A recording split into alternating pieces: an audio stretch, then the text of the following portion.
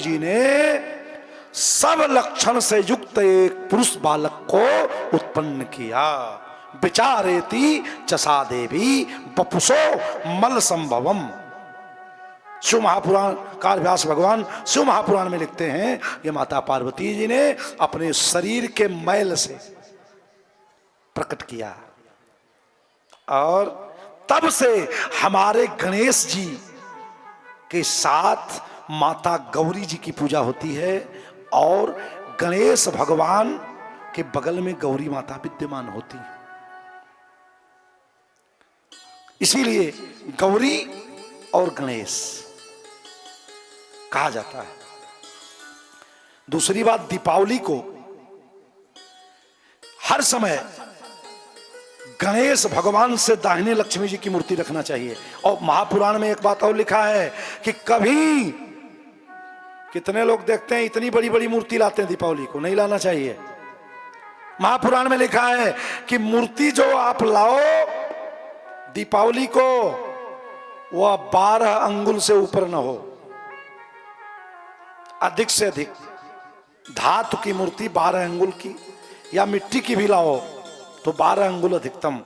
और दूसरी बात, अपने पूजा घर में एक देवता की कई मूर्ति मत रखो, एक मूर्ति रखो, बढ़िया रखो। ये नहीं कि हनुमान जी का ये भी चित्र लाओ, जो भी लाओ मंदिर में लगाते जाओ। और ध्यान रखना, जितना मंदिर हो उतनी मूर्ति हिसाब से रखो। क्यों? क्योंकि भगवान को ये न मानो कि मूर्ति है, ये मानो कि भगवान इसमें रहते हैं। और जैसे तेरे 10 बाई 10 के कमरे में 2 से 3 लोग रह सकते हैं, 15 लोग नहीं रह सकते। ठीक उसी प्रकार जो घर का मंदिर बनाओ उसमें कभी गुंबद न लगाओ, लकड़ी का भी लाओ तो उपलेन हो। क्यों? क्योंकि यह विज्ञान है, जब उसमें होता है तो आध्यात्मिक ऊर्जा को खींचने लगता है। इसलिए बड़ी मूर्ति अगर रखोगे तो पूजा करते करते वो प्रतिष्ठित हो जाएगी अपने आप, तब वो घर तेरा मंदिर हो जाएगा पूरा। और वो बर्ताव नहीं हो पाएगा जो मंदिर में होना चाहिए, तो नुकसान होने लगेगा। इसलिए हर समय मैंने बताया है कि धर्म, आस्था, श्रद्धा करना नितांत आवश्यक है, लेकिन सही।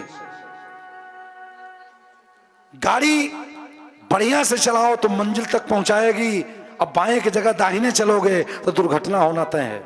इसीलिए धर्म के मार्ग पर चल रहे हो, इसके नियमों का ध्यान रखो, अन्यथा समस्या आएगी। इसके लिए पहले तैयार रहो। समस्या तुम पैदा करते हो। अब भगवान को कहते हो महाराज हम क्या करें, सब करते हैं, सही नहीं कर रहे हो। सुख दुख हमारे कर्म देते हैं। महापुराण की कथा कहती है कि माता पार्वती जी ने गणेश जी से कहा कि मैं स्नान करने जा रही हूं और बेटा आप खड़े रहना, कोई भी अंदर ना आए। गणेश जी ने कहा मां प्राण भी चला जाएगा फिर भी किसी को आने नहीं दूंगा। और वही क्रिया दोबारा हुई। शिव जी अंदर जा रहे थे, गणपति ने रोका।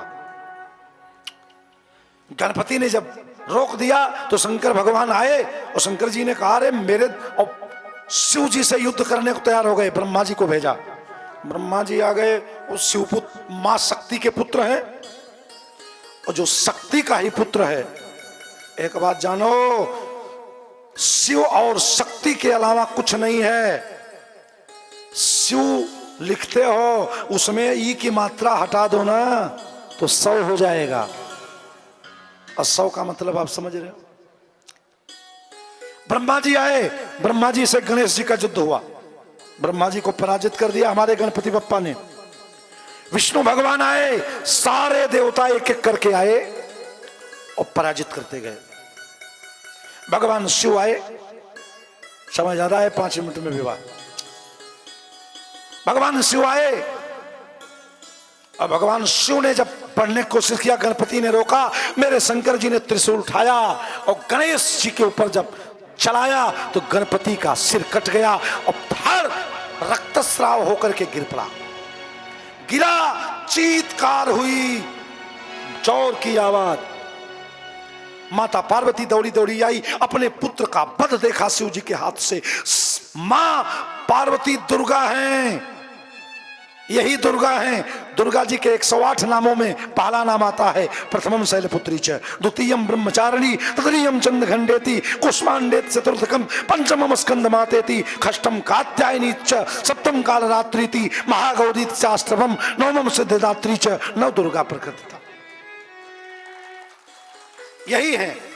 और मां ने सब शक्ति प्रकट किया, हाहाकार मच गया, सारे देवता व्याकुल हो गए मां के शक्ति से। देवताओं ने कहा ये तो मां समाप्त कर देंगी, ये तो चंडिका अपने उग्र वेश में आ गई। शंकर जी से कहा कोई उपाय करो, मां को शांत करो, नहीं तो हम लोग तो सब चले जाएंगे। आपने तो गला काट दिया। सबने स्तुति किया, माता जी आप शांत हो जाइए। बोले पहले हमारे पुत्र को जीवित करो, नहीं तो किसी देवता को नहीं छोड़ूंगी।